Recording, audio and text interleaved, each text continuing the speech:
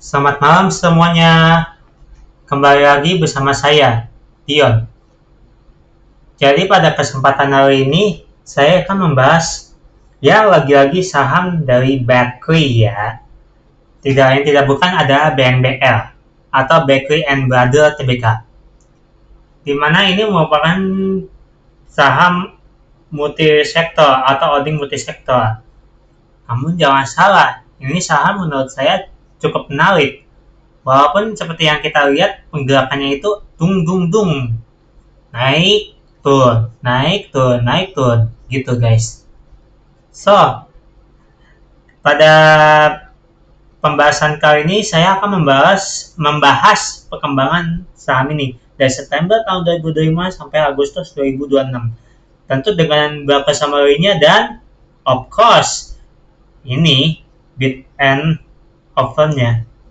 Jadi, daripada kalian tunggu, mari kita mulai. Let's begin. Nah, pada September sama November 2025 terjadi yang namanya fase fondasi atau konsolidasi, di mana saham BNBL berada di level 26 sampai 40 rupiah. 52 week low di 26,38. Pasar saham ini masih berada dalam posisi wait and see pasca penyelesaian kuasi reorganisasi serta penurunan beban liabilitas. Masih ini belum ada berita di tahun-tahun segini di bulan-bulan segini.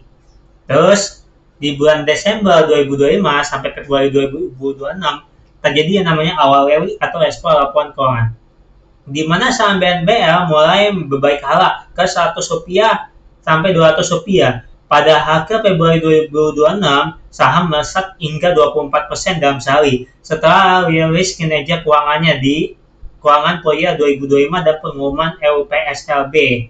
Serta di sekitar akhir 2025 ini ada yang namanya saham BNBL itu mengakuisisi tol Cimanggis dan Cibitung. Cimanggis sampai Cibitung di akhir 2025, di mana BNBL resmi menyelesaikan akuisisi PT Cimanggis Cibitung Tollways. Aksi ini memperkuat pilar bisnis infrastruktur atau recurring income di bawah PT Bakery Indo Infrastruktur. Jadi itu alasannya kenapa saham ini tiba-tiba naik, walaupun di sekitar pertengahan sama akhir Desember sampai ngalamin suspensi dari BI. Tapi ya tetap momentumnya itu kencang banget. Wah, kencang sebelum akhirnya turun lagi. Karena ya kita tahu seperti yang aku jelaskan sebelumnya, ya SKM lah gitu guys. Terus di bulan Maret sampai Mei 2026 terjadi yang namanya itu punjakan-lonjakan atau peak, di mana saham BNBL melonjak tajam hingga mencapai puncaknya di 224 di kisaran segini. Atau 52 week high. Kenaikan akumulasi pada saham yang signifikan ini didukung oleh euforia akumulasi grup Bakery dan kejelasan restrukturisasi utang. Jadi sempat naik dulu, terus turun lagi, tiba-tiba naik nih. Ini lama nih. Di sekitar akhir April dan awal Mei. Sebelum akhirnya ya mengalami penurunan nih. Penurunan akibat terjadi yang namanya koreksi sehat. Di bulan aku hampir lupa nyebut. Di bulan Februari 2026 itu saham si BNBL itu ngalamin laba besi FY 2025 dengan melonjak 50%, di mana perusahaan mengumumkan laba besi tahun 2025 sebesar 502,7 sampai 503 miliar, naik 50% year-on-year dari 336 miliar pada 2024. Meskipun pendapatan inti menyusut tipis 3,2% menjadi 3,74 triliun, tapi bottom line didongkrak signifikan oleh keuntungan pemukulan kembali, ekuitas, dan pemberian diskon. Jadi gitu guys. Dan pada bulan Juni sama Agustus itu terjadi yang namanya pelaksanaan aksi koperasi dan normalisasi, di mana memasuki masa penawaran naik isu pada Juli 2026, harga saham BNBL ini terreset dan mengalami profit taking hingga berkonsolidasi di angka 95 sampai 100 rupiah per lembar pada saham pada akhir Agustus 2026. Namun di bulan-bulan segitu juga ada yang namanya itu apa? Ya, aksi koperasi, di mana balik ke bulan Februari 2026, Tesla mau persetujuan LUPSLB untuk menerbitkan hingga 89 sampai 90 miliar saham baru dari seri E. Dan di bulan Juli 2026 terjadi yang namanya yang seperti yang saya sebutkan sebelumnya, naik isu dengan harga eksekusi Rp53 per lembar.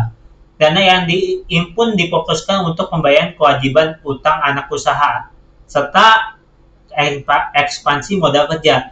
Faktorisasi ini memangkas debt to equity ratio atau DER dari 536% menjadi 211%. Dan berita terbarunya di sekitar Agustus itu mulai anak usahanya PT PKTL Teknologi Mobilitas Tbk atau PKTL yang besok akan saya bahas. BNBL mencatatkan peningkatan kinerja pada sektor bus dan truk listrik, serta ekspansi penyediaan infrastruktur pengisian daya dan proyek wastewater energi. Jadi itu alasannya guys, kenapa kita lihat di bulan Juni sempat naik, turun lagi. Terus ini apa ya? Kayak stabil harganya. Walaupun untuk hari ini ya jatuh ke 95, tapi ya kalau aku lihat masih stabil sih. Begitu guys.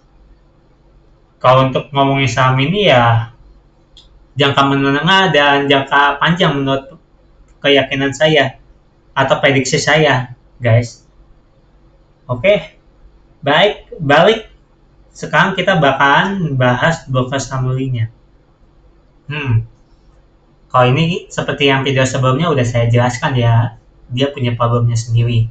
Tapi ya gitu, si CC nyatap 9,3 miliar dengan lot 949,4 dengan harga 98, tadi 95 turun tuh.